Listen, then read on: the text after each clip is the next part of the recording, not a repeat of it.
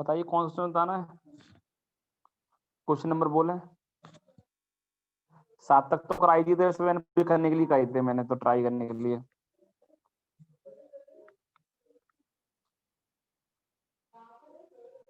तो फिर अपने मन से मैं 10 बता देता हूँ पहले, फिर आप बता देना, जिसको जो पूछना है पूछ लीजिएगा आप। मैं 10 कर रहा हूँ, मेरे अकॉर्डिंग 10 और 12 मोस्ट इंपोर्टेंट है।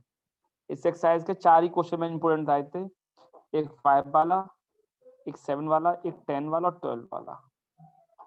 ये 4 क्वेश्चन ज्यादा इंपॉर्टेंट है, ठीक है ना। तो पहले मैं 10 बता रहा हूँ, तो आप प्लीज बता देना कोई और क्वेश्चन पूछना हो तो। मैंने 7 तो करा ही दिया था उस दिन, कल मतलब कि 8 और 9 रह छोड़े मैंने, आप कहेंगे तो करा दूंगा मैं। चलिए 10 की लैंग्वेज समझते हैं। Suppose a girl throw a dice. Question में क्या लिखा हुआ है कि एक लड़की ने डाइस उछाला। इफ सी गेट 5 और 6, मैं डायग्राम बना रहा हूं, आपको समझ में आ गया होगा। इफ सी गेट 5 और 6 दे रखा है, अगर 5 और 6 आते हैं, she tosses a coin 3 times, तो कॉइन को 3 बार उछालेगी and notes the number of heads. और जबकि सी 1 2 3 4, अगर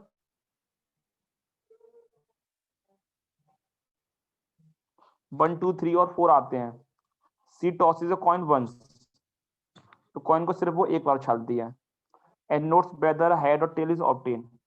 if she obtain exactly one head, exactly one head की बात चल रही है यहाँ पर, अगर उसके एग्जैक्टली वन हेड आया है, इसमें कॉइन टॉस कॉइन 3 टाइम्स, इसमें क्वेश्चन में क्या हो रहा है, टॉस कॉइन 3 टाइम, और इसमें टॉस कॉइन 1 टाइम। बात समझे नहीं समझे आप। एक डाइस है, डाइस को छालने के बाद या तो 5 6 आएगा या 1 2 3 4 आएगा बेटा, ठीक है ना। तो 5 6 और 1 2 3 4, अगर 5 6 आता है तो कॉइन को 3 बार उछालता है वो बच्चा, और वन हेड को नोट करता है। और 1 2 3 4 आता है तो कॉइन को एक बार उछालता है और वन हेड देखता है। समझ में आ गया आपको क्वेश्चन पूरा। तो सबसे पहले हमें क्या मानना होता है बेटा, तो पूछ रहा है what is the probability that she throw 1 2 3 4 with the dice.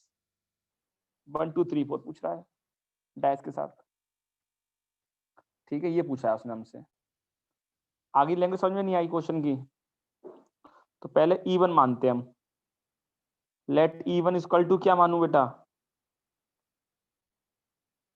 C get 5 और 6, और ई टू सी गेट्स 1 2 3 और 4। तो बेटा प्रोबेबिलिटी ऑफ इवन कितना हो जाता सकते हो आप, डाइस में 5 और 6 आने की प्रोबेबिलिटी क्या होगी, डाइस में 5 और 6 आने की प्रोबेबिलिटी क्या होगी, बोलो कोई।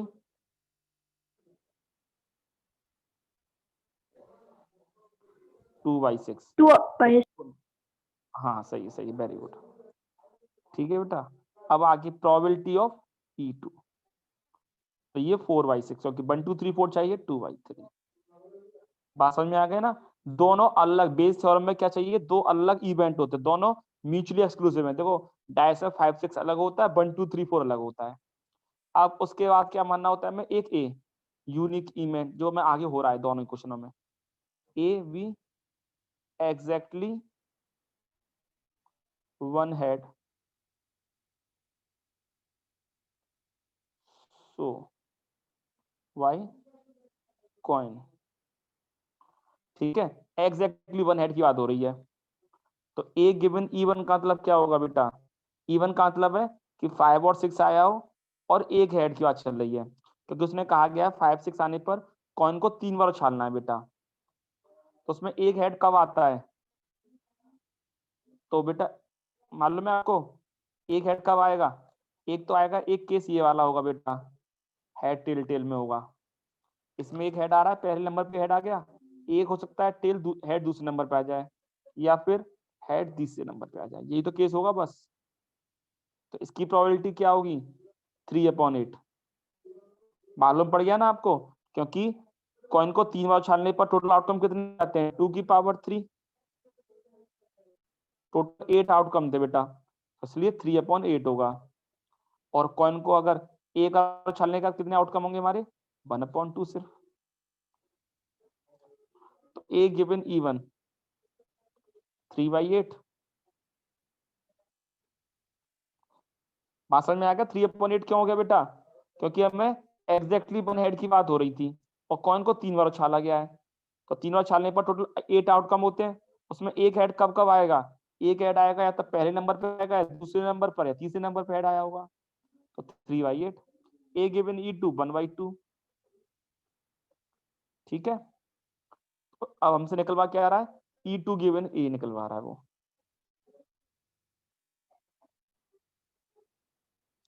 Probability of E2 A given E2। Second event पूछा था क्योंकि हमसे the probability of A given E1।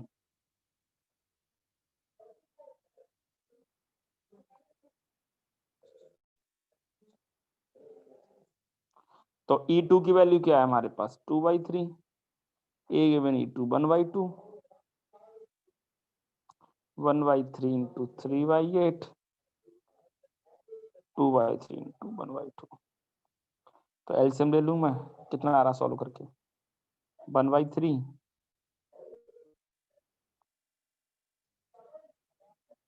3 और 8 11/24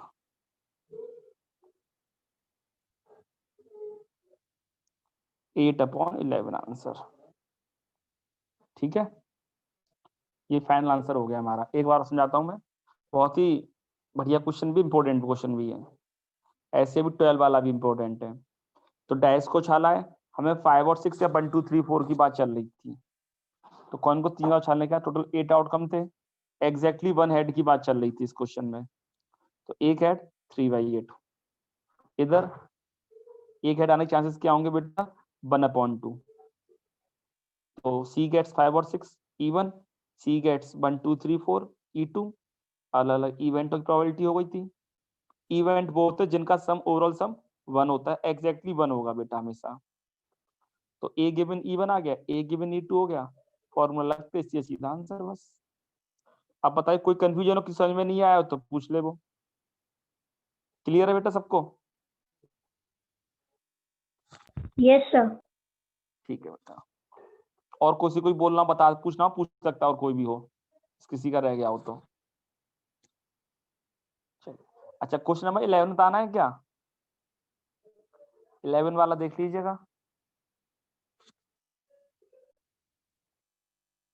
कहो तो बताऊं मैं,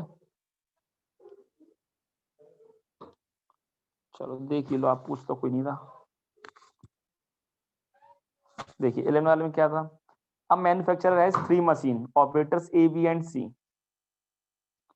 3 मशीन है, एक ऑपरेटर के पास 3 मशीन है।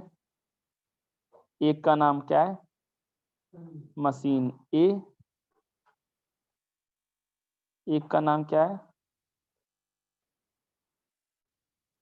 मशीन बी, एक का नाम क्या है machine C. The first operator A produce 1% defective item. ये सब क्या है बना रहे हैं, अब ये डिफेक्टिव आइटम बना रहे हैं।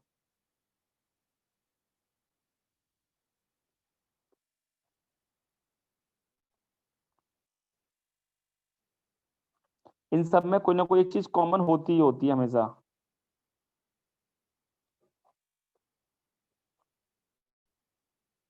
ये क्या हो जाएगा ए, 3 अलग मशीन थी डिफेक्टिव आइटम बना रहे हैं। The first operator A produce 1% defective item. हाँ, और whereas other two B and C produce 5% and 7%। ये 5% डिफेक्टिव आइटम प्रोड्यूस करता है मशीन सी, 7% सी करता है। ठीक है, 1% ए वाला, 5% बी वाला, 7% सी वाला। अब ये दे रखा है A is in the job for 50%, मतलब कि ए का जो वर्क है वो 50% है बेटा। और जो बी का जॉब है वो 30% है और सी का 20% है। ये सब क्या हो गए, इवेंट्स हो गए। आपको बताया गया है ना कि इवेंट का सम 1 होता है, तो 1 हो रहा है सम सबका।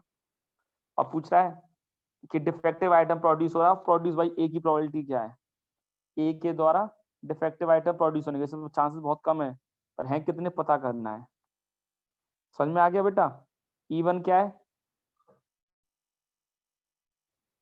जॉब बाई मशीन ए, ठीक है, मशीन ऑपरेटर ए मशीन ए माना हमने, बी E2 माना मैंने, मशीन बी। अगर आपने डायग्राम बना लिया तो कोई कंफ्यूजन नहीं, संभावना बनती नहीं है फिर। E3 क्या माना मैंने, मशीन सी। तो E1 का मतलब क्या हो गया, 50%, मतलब कि 50/100। प्रोबेबिलिटी ऑफ E2, आप लोग डायग्राम जरूर बनाया करें इन क्वेश्चनों का, डायग्राम पढ़ करके ना। हाँ बिल्कुल, ऑब्वियसली डायग्राम पेपर बना सकते हैं आप। इससे पेपर वाले जो कॉपी चेक कर रहा समझ जाए कि बच्चों को बहुत ढंग से प्रैक्टिस आती है चैप्टर टॉपिक। डायग्राम बनाने से आपके लिए खुद इजी हो जाएगा कि आपको प्रॉब्लम नहीं होगी ना फिर सॉल्व करने में। अब मुझे सब चीज मेरे सामने है, क्या क्या चीज लेट लेट करनी है। Late A be defective,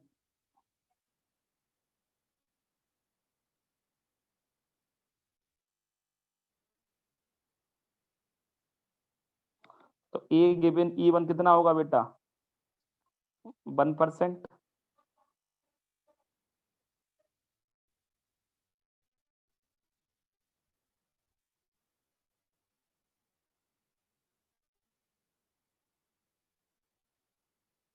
A given E3 7%। हो गया सब कुछ, लिख के देख लो।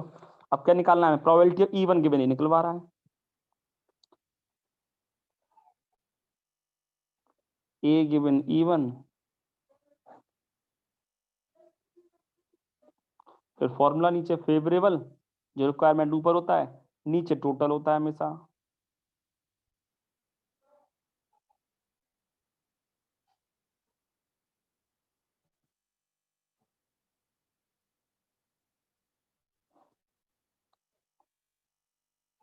Fifty upon 100 into 1/100।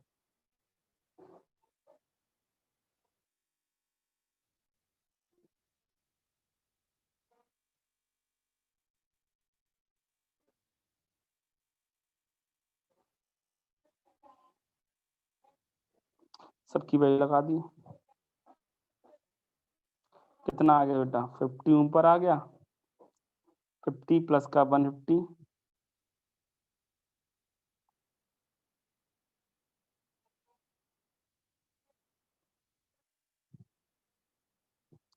200 340 हो गया। हो गया खत्म बस। आगे समझ सबको, ठीक है। चलिए अब क्वेश्चन नंबर 12 है, ये समझने वाला क्वेश्चन है। 11 में अगर समझ में आ गया समझ लो, सब क्वेश्चन समझ में आ जाएंगे फिर आपको। ये वाला क्वेश्चन क्लियर है ना भाई सबको। सर एक बार और बताना।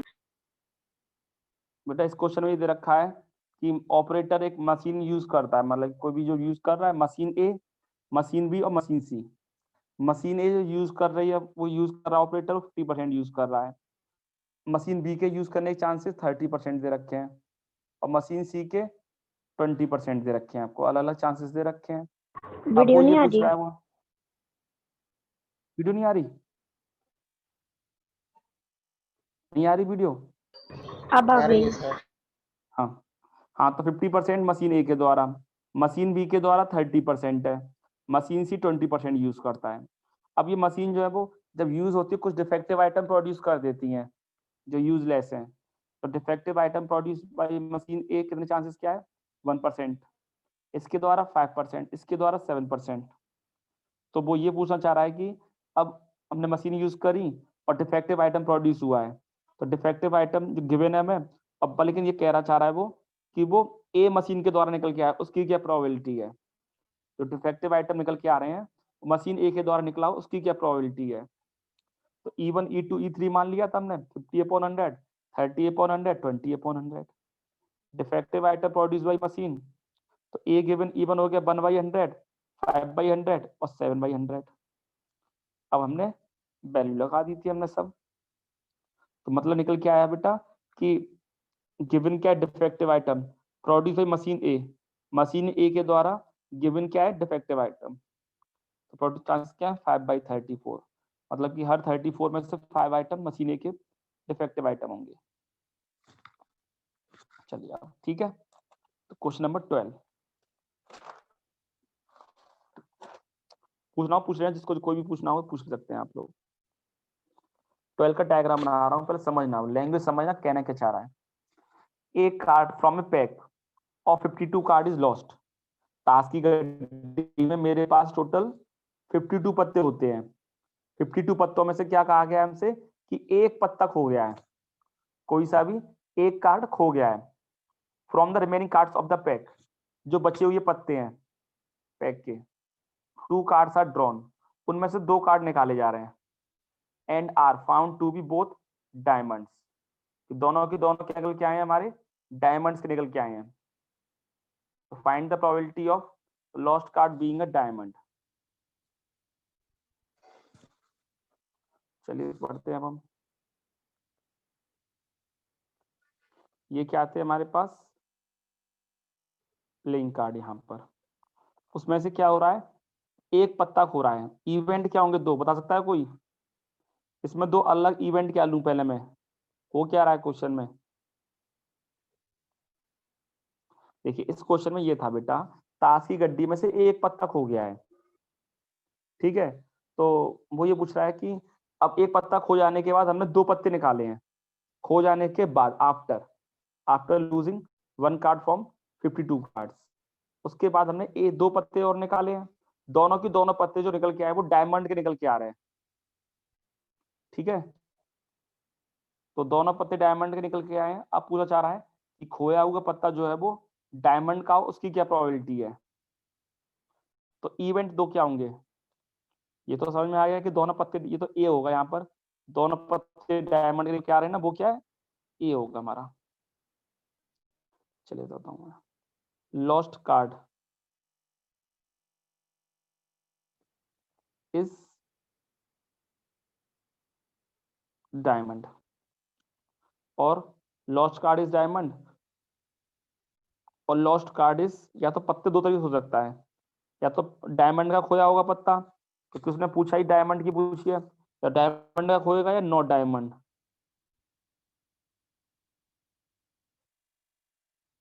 पत्ता डायमंड का खोएगा या बिना डायमंड का खोएगा। तो डायमंड के खोने की प्रोबेबिलिटी क्या है,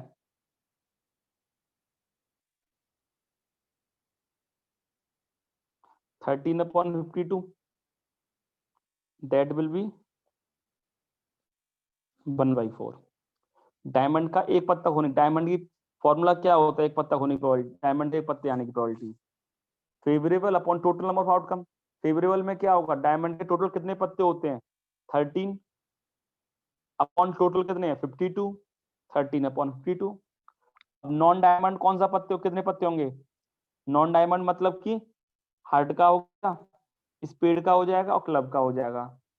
टोटल कितने पत्ते हो जाएंगे वो 39। हाँ 9.52। टोटल हो गया इसकी प्रोबेबिलिटी 3/4। लॉस्ट का डायमंड की खोने प्रोबेबिलिटी क्या है 1/4, और नॉन डायमंड की क्या प्रोबेबिलिटी क्या होगी 3/4।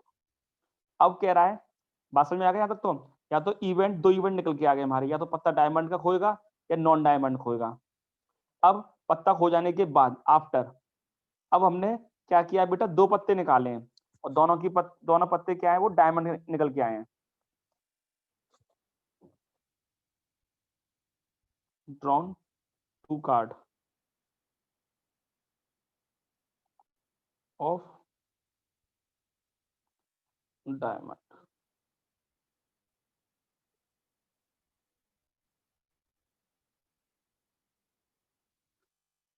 ये पूछना चाह रहा है, तो दोनों पत्ते डायमंड के निकल के आने की प्रोबेबिलिटी क्या होगी बेटा, अब बता सकते हो आप? ताश की गड्डी स्टार्टिंग में 52 पत्ते थे, अच्छा कोई तो एक पत्ता खो जाने के बाद अब डायमंड के कितने पत्ते रह गए होंगे यहाँ पर, क्योंकि दोनों पत्ते निकाले तो डायमंड के ही है। मैं यहाँ पर डायमंड के कितने पत्ते रह गए होंगे अब, जब एक पत्ता डायमंड का खो चुका है? बोलो कोई। 12। ठीक है, तो वो जो पत्ता खोया है वो डायमंड का ही पत्ता खोया होगा, उसकी प्रोबेबिलिटी हम लिख दी हमने यहाँ पर। अच्छा, और नॉन डायमंड का पत्ता खोने की, नॉन डायमंड का पत्ता खो गया तो डायमंड कितने पत्ते बचे होंगे अब?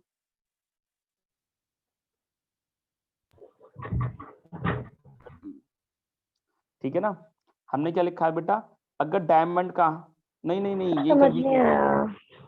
समझा रहा हूँ उनको। तो मैंने अभी तक मैंने यही कहा कि हमारे यहाँ पर हमें डायमंड से मतलब है, हमें जो दोनों पत्ते पत्ते खो जाने के बाद डायमंड का हमें निकालने किसके हैं, हमें दोनों ही कंडीशन में दोनों ही पत्ते डायमंड के निकालने, ड्रॉन 2 कार्ड्स ऑफ डायमंड, यही तो कहा गया है, ड्रॉन 2 कार्ड्स ऑफ डायमंड, मैंने ये लिखा है।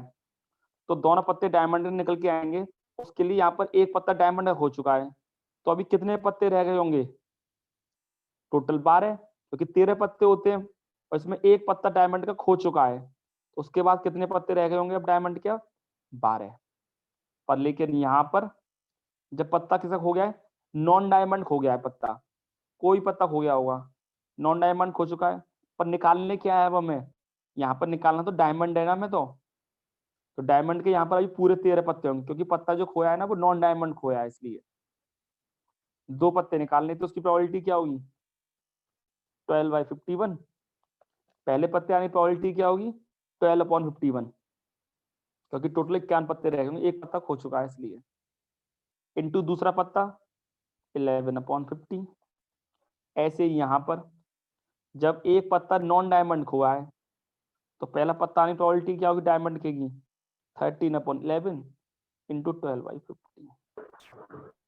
एक बार समझाता हूँ मैं, तरीका और भी लेता हूँ मैं, ये डायग्राम समझाया मैंने, एक तरीका और समझाता हूँ, देखते हैं, चलो कोशिश करिए समझने की। ये ताश की गड्डी 52 पत्ते थे हमारे पास, इसमें क्या है, स्पेड होगा, क्लब होगा, डायमंड होगा, और इसमें क्या होगा बेटा, हार्ट होगा। सब पत्ते 13 पत्ते हैं, ये सब स्टार्टिंग ये तो होता है।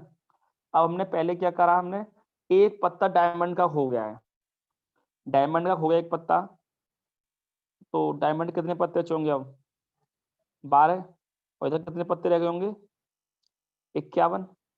यही तो केस बनना होगा, डायमंड के सिर्फ 12 पत्ते हैं और टोटल पत्ते 51 रह गए होंगे। अब 2 कार्ड डायमंड के निकलने की प्रोबेबिलिटी क्या है, इतने सारे पत्तों में दोनों की दोनों कार्ड डायमंड के निकल के आए, उसकी क्या प्रोबेबिलिटी है, तो पहला पत्ता डायमंड की प्रोबेबिलिटी होगी फेवरेबल अपॉन टोटल, फिर दूसरा 11/50।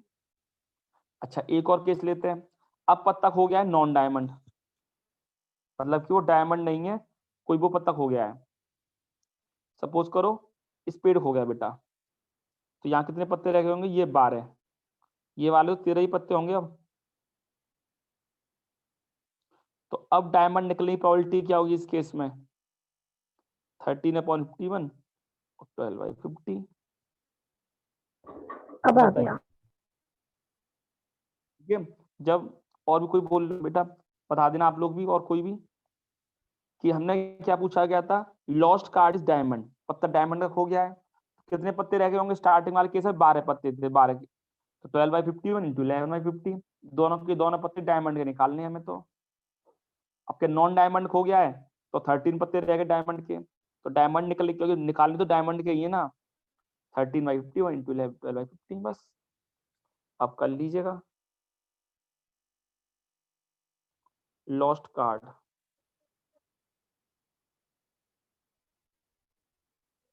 E2 क्या है, lost card is non diamond, तो probability of E1,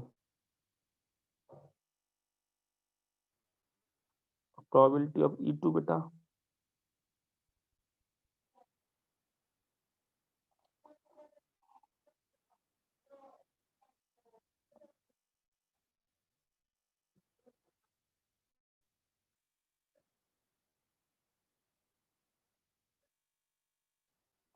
drawn 2 cards of diamond.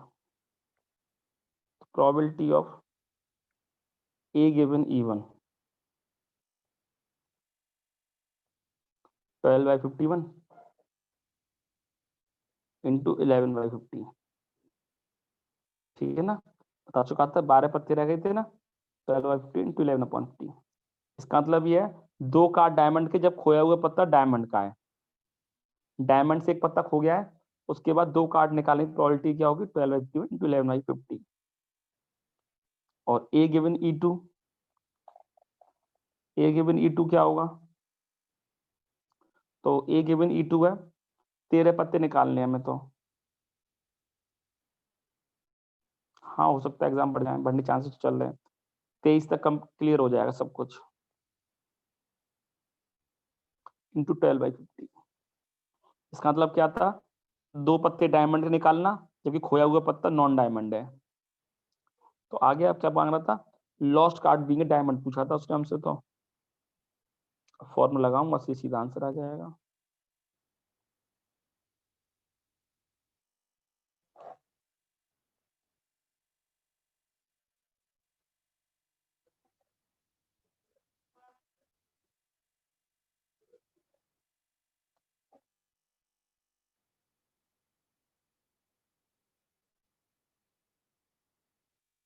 तो E1 की लगा दूंगा मैं,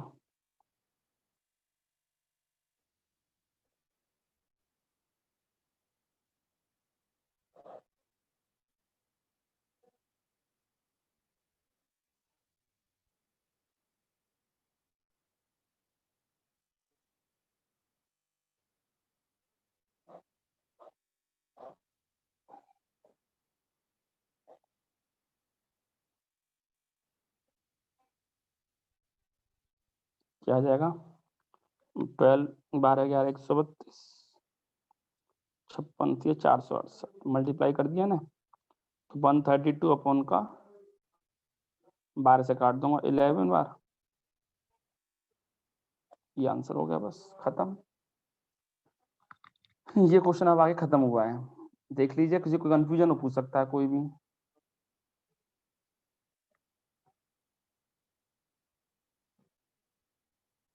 क्लियर है फिर, बताइए। चलिए एक क्वेश्चन बताता हूँ अपने मन से, हाँ सर। 13 और 14 आता हूँ फिर मैं।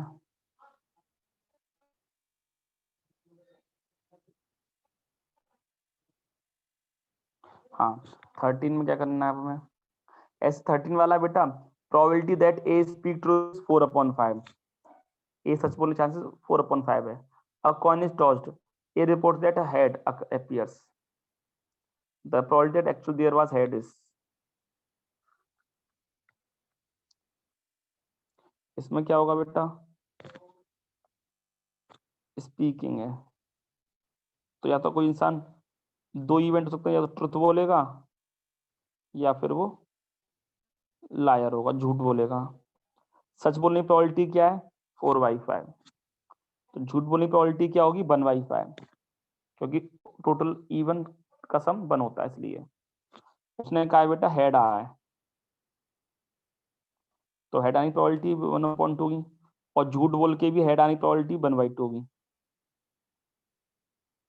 अगर वो सच बोल रहा है बेटा वो, और हेड आ रहा है, तो प्रोबेबिलिटी 1/2 होगी, और वो झूठ बोल के भी कह रहा है कि भैया हेड आया है, तो भी 1/2 होगी प्रोबेबिलिटी, क्योंकि एक कॉइन उछालने में हेड की प्रोबेबिलिटी हमेशा 1/2 होती है बेटा।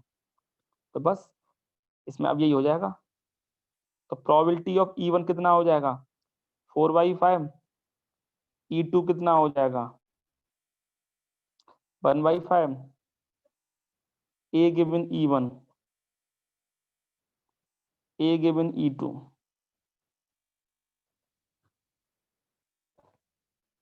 1/2, अब लगा दीजिए, वैल्यू आंसर आ जाएगा। हमसे क्या मांग रहा है, ट्रुथ बोल के हेड आने की प्रोबेबिलिटी पूछ रहा था, E1 गिवन ये मांग रहा है, मतलब कि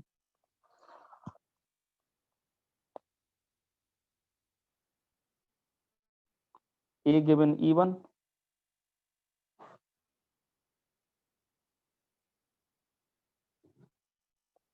plus probability of E2 तो E1 की प्रोबेबिलिटी क्या होगी हमारी 4/5 इंटू 1/2 दे रखा है, झूठ बोलने की 1/5 इंटू 1/2 5 2 जब कट गया भैया 4/5।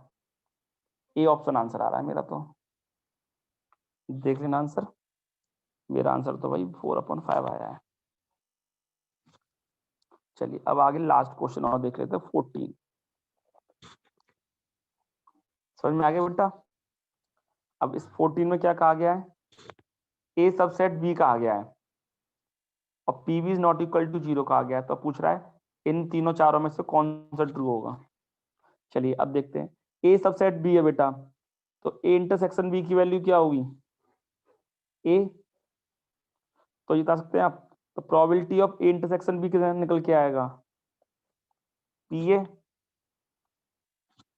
तो इस हिसाब से ए गिवन बी की वैल्यू कितनी होगी, अगर ए सबसेट बी है बेटा और ए इंटरसेक्शन बी की वैल्यू ए है, तो probability of A intersection B equal to P A हो गया।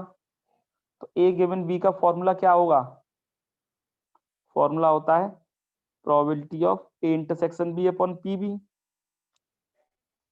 अब वैल्यू लगा दूंगा, तो ए गिवन बी की वैल्यू आ जाएगी P A upon P B.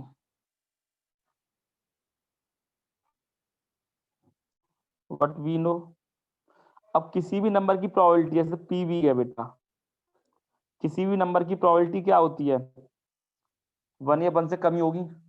किसी भी नंबर की जो प्रोबेबिलिटी होगी वो क्या होती है बेटा 1 या फिर 1 से कम होती है प्रोबेबिलिटी हमेशा। तो इसका रेसिप्रोकल ले लेता हूं मैं,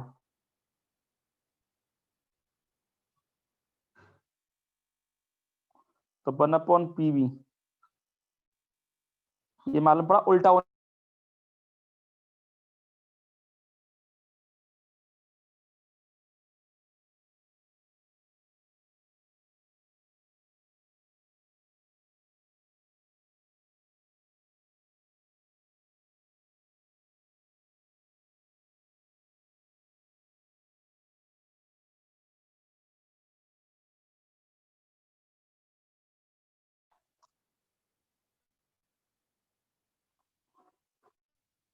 तो लगा दूंगा वैल्यू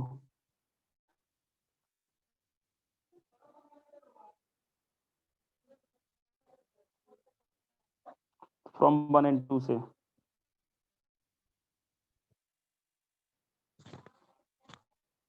सी ऑप्शन आ गया आंसर।